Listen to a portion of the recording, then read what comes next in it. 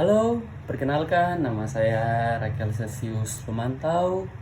Nomor NIM saya 20 20 02 10 14 050. Saya dari Universitas Cendrawasih Papua, dari Fakultas Hukum.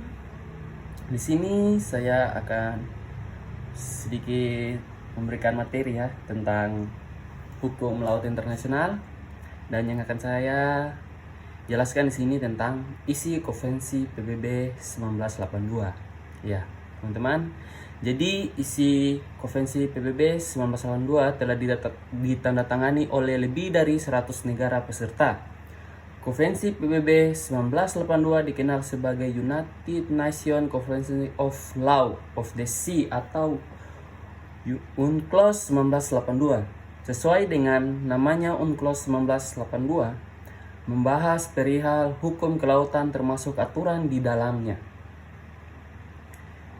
Jadi, konvensi ini ditandatangani pada 10 Desember 1982 di Montego Bay, Jamaika. Dilansir dari United Nations, Konvensi Hukum Laut ini mulai berlaku pada 16 November 1994. Pemberlakuan konvensi ini berarti seluruh negara peserta harus tunduk pada peraturannya termasuk Indonesia. Jadi Indonesia juga harus tunduk ya. Secara garis besar, konvensi ini terdiri atas 320 pasal dengan 9 lampiran. Isinya berupa penetapan batas lautan, pengendalian lingkungan, penelitian ilmiah terkait kelautan, kegiatan ekonomi dan komersial, transfer teknologi, serta penyelesaian sengketa yang berkaitan dengan permasalahan kelautan. Ya. Jadi, isi Konvensi PBB 1982, agar lebih jelas, mari kita simak beberapa poin penting dalam UNCLOS 1982. 1. Negara pesisir, negara yang memiliki pantai, menjalankan dan menetapkan kedaulatan laut teritorialnya tidak boleh melebihi lebar 12 mil.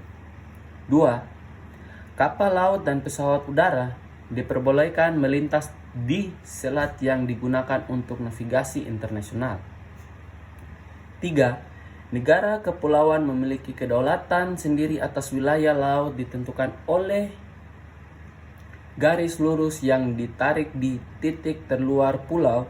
Negara dapat menentukan jalur laut dan rute udara yang bisa dilintas oleh negara asing. 4. Negara yang memiliki perbatasan langsung dengan laut bisa menetapkan ZEE atau zona ekonomi eksklusif sejauh 200 mil. 5. Negara asing memiliki kebebasan navigasi dan penerbangan di wilayah ZEE, termasuk pemasangan kabel dan pipa bawah laut. 6. Negara yang tidak memiliki pantai mendapat hak untuk mengakses laut dan melakukan transit melalui negara transit. 7. Seluruh negara harus turut serta dalam mencegah dan mengendalikan pencemaran laut, termasuk bertanggung jawab atas kerusakan yang dilakukan oleh pelanggaran negara terhadap konvensi. 8. Penelitian ilmiah di kelautan ZEE dan landasan kontinu harus tunduk pada negara pesisir. Jika penelitian ini dilakukan untuk tujuan perdamaian atau lainnya, maka harus meminta persetujuan dari negara lainnya yang tergabung dalam UNCLOS 1982.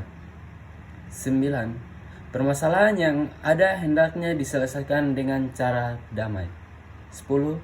Untuk sengketa bisa diajukan ke pengadilan internasional atau ke pihak lainnya yang terkait dengan konvensi ini.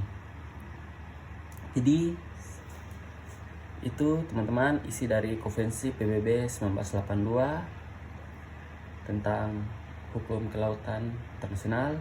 Sekian dan terima kasih.